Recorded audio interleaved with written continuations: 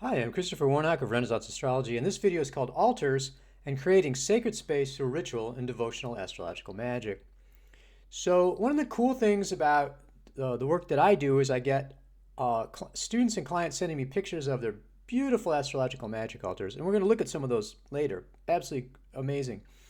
And occasionally, then I'll have students also contact me, and they're sort of sheepish about, well, I don't have a permanent altar, I don't have a temporary altar, it's not an amazing altar. And I think this is a really good example of how we, under the influence of atheistic materialism, sort of physicalize everything. Because I'm even using the word altar as which is just a physical object used in ritual, as sort of it's actually called a metonym for the entire spiritual experience of devotional ritual. So really what I want to talk about today is kind of putting altars and the whole physical part of reality sort of in its proper place, which is as an aid to the spiritual experience, because that's what we're looking for. We're looking for a positive spiritual experience. And the other thing too is a lot of stress. People get very stressed out about the details. That's also someone I want to talk about. Ultimately want the ritual to be uplifting, to be fulfilling, to have you in contact with the spirits, to the celestial angels, and not be producing a lot of stress and anxiety. So it's interesting though. It's like the whole focus on, like I said, on physicality with the altars. The logic of that is that the bigger and more elaborate the better, and then you get someplace like St. Peter's Basilica in Rome. But really, it's not necessary to have a large, elaborate, or even a permanent altar. When I talk about someone's altar being beautiful, we're going to look at these things. What I really mean is that the person has created a beautiful sacred space, and no matter how ephemeral it is, that's really not important. So the other thing I would say is that the deeper message here is that the contact with the celestial angels is the real focus of devotional astrological magic practice. Okay, this is what really differentiates it from a purely magical practice. And again, the whole magical and devotional stuff, they very much blend together. They're just sort of different approaches. Neither is better than the other. And the sort of easy definition I would say is that the focus of magic is producing a specific effect. Okay, it could be material effect or spiritual effect or psychological effect, something like that. But you're like, I'm doing X to get Y. The devotional practice is much more focused on just getting into communication and having contact and developing this positive relationship with celestial angels, which isn't to say that you can't get stuff from it. And also, it's not to say that this is better or worse or whatever. It just happens to be what resonates with me. Numbers of people they also find it resonant, but it's an alternative approach. It's not really what you're going to see out there. For the most part, the automatic assumption is I'm doing this because I want to get something. If I don't get what I want, then I'll just toss it. I'm not going to bother with any of this stuff anymore if it doesn't get me what I want, and quickly too. So again, nothing wrong with that. Another approach, but this is just to kind of give the alternative and kind of go into the what devotional astrological practice is. So as I said, the point of the devotional practice is to get in contact with the and communicate.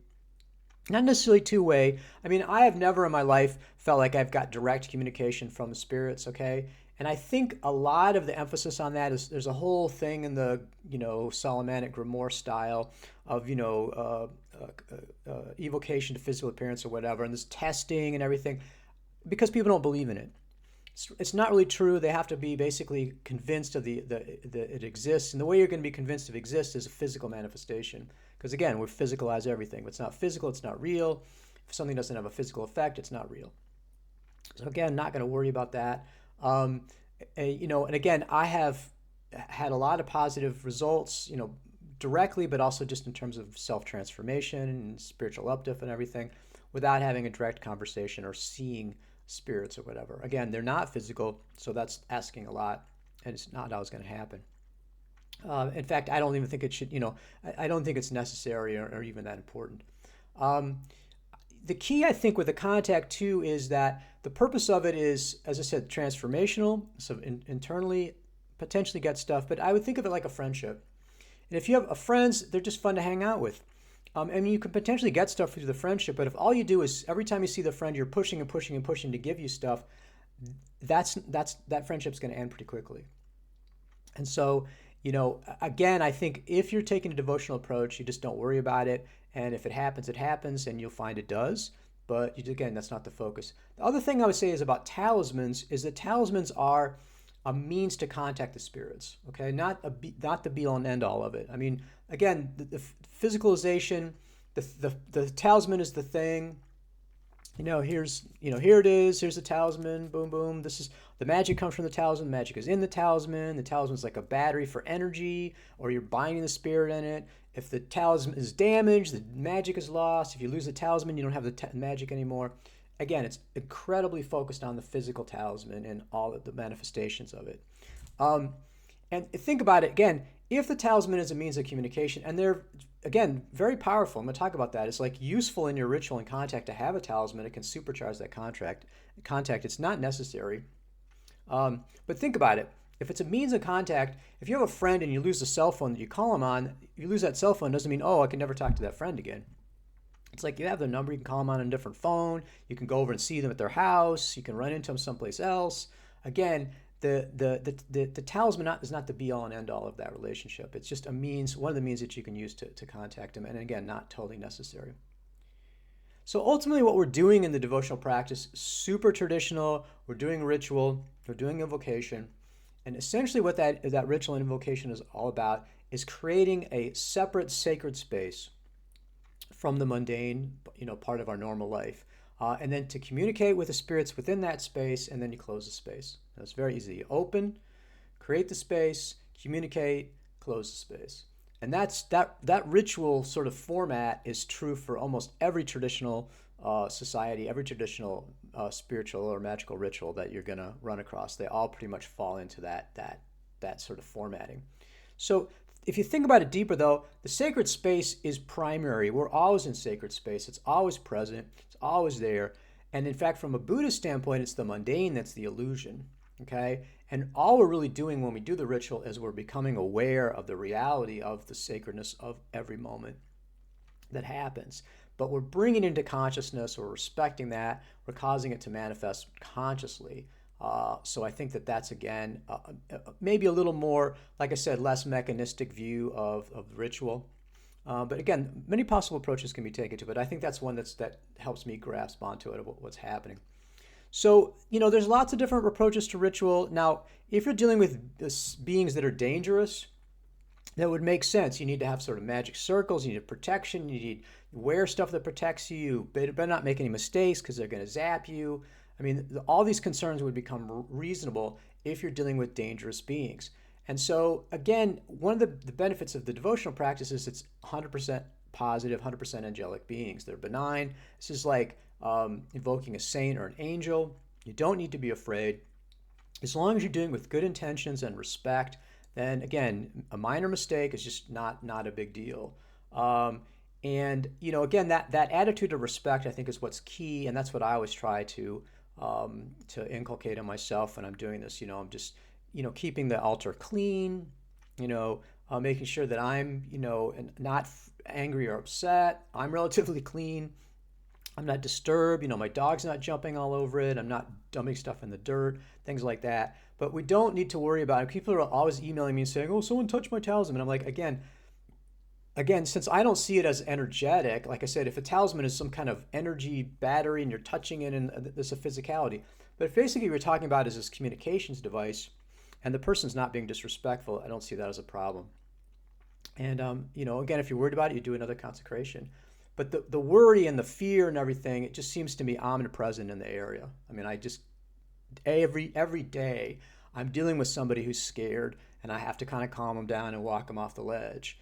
And that just seems to me to be a little, it's unfortunate and then that's what I like about devotional practice, because again, it's not about raising your anxiety. It's not about freaking yourself out. It's about calming yourself down, getting in contact with these positive beings, allowing them to inspire you, allowing them to influence your life and to have positive effects.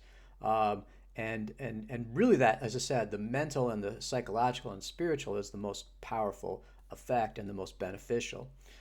So an altar is really a way to assist in this process of communication and process of contact. It's a practical space. You can, do the ritual there. Where are we going to do it? Right on the altar. If you want to store the implements, that's a good place to store them. They take place during the ritual. It's cool to have a permanent altar if you've got the space for it. You can see in my office here, you can see a bunch of altars behind me. I've got them all set up permanently. for different purposes. That's cool. It's nice for me to do that, but it's just not absolutely not necessary. Okay. Same thing with I have these elaborate altars and all this big setup and everything. It's cool. It's fun, but it's not necessary.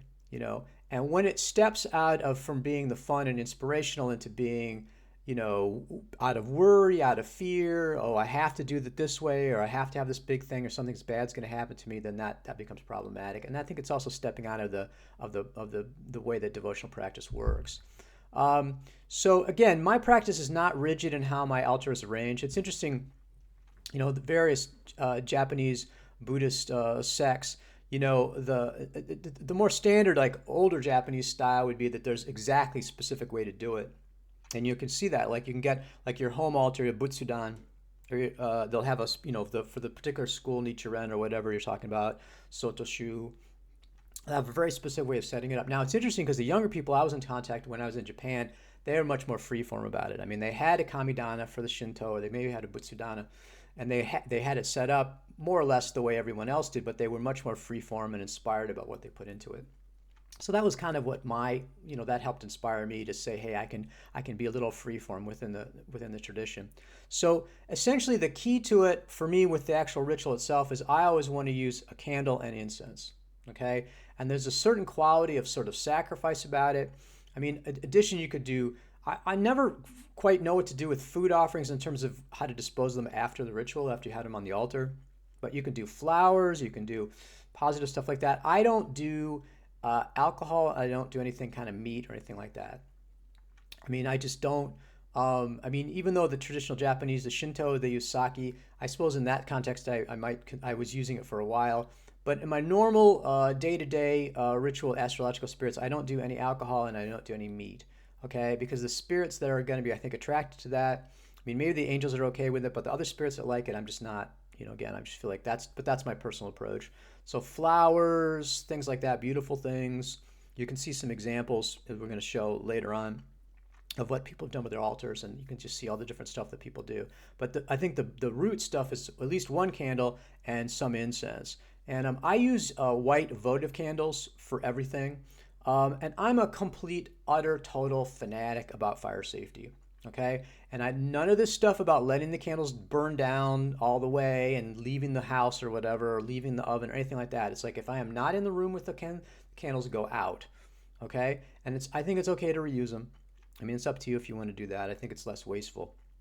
But I have a votive candle holder, and I always have the votive candle inside it. Okay, so that candle is not tipping over. It's not going to burn down and gutter out. It's not going to have any problems with that. It's in that votive candle, and then I have the votive candle sitting on top of a tempered glass disc.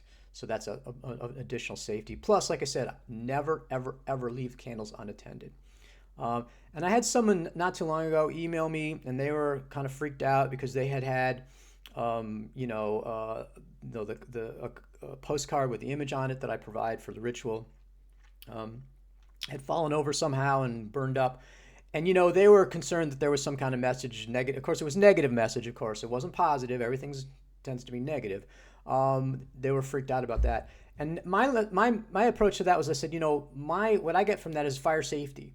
Okay, because I never, ever, ever, ever, ever, ever have anything catch on fire because I'm so careful about the safety. Now, not because I'm like everything's 100% positive that I do and I'm getting a positive message, but because I'm a total fire safety fanatic. Okay, and you need to be too. I don't care what the magical effect of it is. You never want to put yourself in a situation where you have a potential fire hazard. Okay, so candles, at least one candle. If you want to do multiple, I'll talk about this a little bit more. I use Japanese temple stick incense, just one kind for everything. And what I do with that is use a very small amount of it. I mean, the sticks are maybe like this long, and I use like an inch stick. That's because I'm a little bit allergic. If you're totally allergic to incense, then, you can't use it. I like it. I prefer to use it. It's traditional. One of the things you can do once you've got the talisman is that when the incense is lit and you're doing the invocation, you can move the talisman back and forth through the smoke of the incense. That's called suffumigation. And so that's how you would use a talisman during the ritual. Those are kind of the base. If you want to add on to it, like I said, if you want to use a specific kind of incense or candle colors and different numbers of candles and things like that, that's fine. But again, think of it like having a friend coming over and you have the exact kind of cake and tea that they like. Very thoughtful and respectful for doing that. But it's fine just to offer them some water. What you don't want to do is get so freaked out about not having the specific brand of tea that you don't offer them anything, so they're thirsty sitting there when you have some water to offer, knowing you can give them water, or you hide when they knock on the door. You don't even let them in because you're so freaked out. I mean, and that's what people get about this stuff. They think if I make a mistake, there's going to be some terrible consequences. So I'm like, what you do is be respectful, be appropriate. I mean, if it's Saturn, I don't think I would be burning a Venus type incense like roses for Saturn. I mean, it's just not really appropriate necessarily. I mean, I don't think he's going to zap you or whatever, but try to find something for Saturn to be like pine. But again, I'm using Japanese temple stick incense for everything. So it's not a problem. Same thing with, I use white candles for everything. Again, not a problem. So what you want to do is don't turn this into a big thing to be stressed out about. Relax, be inspired, go with your inspiration, make something beautiful, do something respectful, but don't worry about it. Don't flip to the side of being completely nuts though about it and being disrespectful, right? I mean, just again, try to find that middle path of respect without the stress. Again, like I said, the whole purpose of this devotional practice is to dispel fear. Okay, it's to relax us, it's to transform us in a positive way and get in touch with these very positive celestial angels, these celestial beings. If you're being stressed out or you're worried about it, you're freaked out about it, then try to not to go down that path if you can. Now, what I typically do, like I said, is you can see behind me, like I said, there's a little postcard there up on the wall there. That's my 7th mansion altar. And in front of it, you can see there's a little mirror and stuff in front of it. And right there's a little plate for where I'd put the votive candle, and I can also do the incense in front of it. So it's easy. The picture's right there, the candle and the incense are right in front of it. You light the candle, light the incense, stand in front of it, look at the picture. You can meditate on that, read the invocation. If you have a talisman, you can move it back and forth through the smoke of the incense. It's all very, very straightforward and simple. And you can elaborate that as much as you feel like. What I try not to do is to make it so complicated that I'm starting to get tired of doing it, okay? And in my daily planetary practice, I have these long rituals taking too long. I really condense them down so it's very short, and I can do that without feeling, stressed out. I mean, it's nice to be uplifted. That doesn't happen all the time. It's a nice bonus, but you definitely don't want to be in a situation where you're just hating this and you're dragging yourself through this long ritual and you're disliking it. Again, short, uplifting, snappy, I think is much preferable to some long, drawn-out ritual. Now, if you want to do the long stuff and you feel like doing it, that's great. I mean, it's cool, it's respectful, but again, you want to kind of get a balance there in terms of your own mental state. So what I'm going to do next is I'm going to show some examples of altars that students and clients have sent to me, and I'm going to show just briefly my altar with some spatial arrangements for that. There's a link there to the altar example from my page. But I think you'll find it interesting to actually see some examples of altars.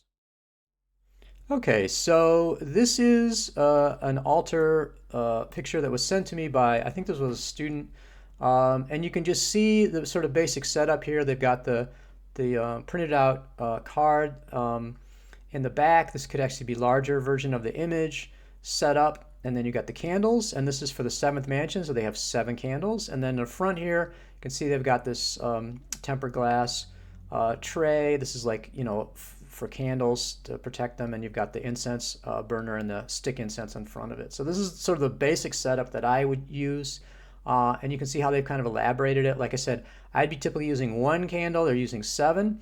And you can see all these beautiful flowers and crystals and everything they've added onto it in veneration of the 7th mansion of the moon. So let's take a look at the next. This is the 8th mansion, same person, same basic setup. You got the picture of the 8th mansion image here in the back, and then you've got the candles, 8 candles for the 8th mansion, which makes sense, and then the incense in the front. And then this is another example. This is a Jupiter altar, and once again, you got the picture in the back. 4 is an appropriate number for Jupiter. 4 candles, and then you got the incense burner in front. And sun, again, same setup, kind of yellowish. These look like almost like beeswax candles. Got some geodes and crystals and flowers and everything. Very nice. Very easy to do this. You can see as a temporary setup. You just got a table, and you've got just the altar implements. You can bring them out, put them, set them up. But again, you've got this really beautiful space. Very inspirational. So here's another example of the sun. Great altar. This is Den of Belgeti. This is a fixed star.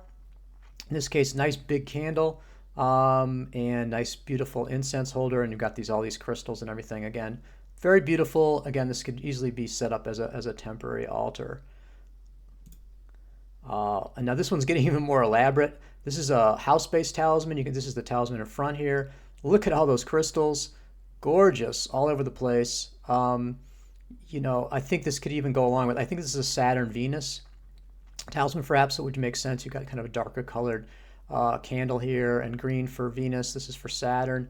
Look at that huge crystal. All sorts of crystals. Really gorgeous, beautiful altar. But again, something that you could set up temporarily. It wouldn't necessarily be a permanent altar setup.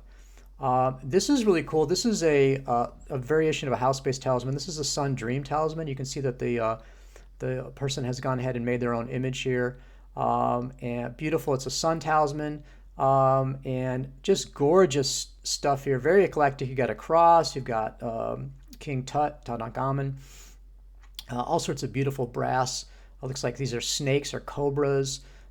Incense sort of looks like maybe a traditional incense with with the charcoal.